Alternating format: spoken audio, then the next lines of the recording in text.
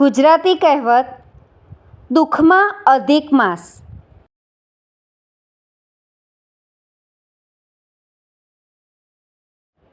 દુઃખમાં અધિક માસ અર્થ દુઃખ ઉપર દુઃખ આવ્યા કરે ઓર મુસીબતમાં વધારો થવો.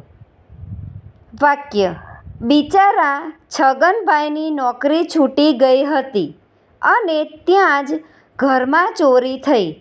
આ તો દુઃખમાં અધિક માસ જેવું થયું.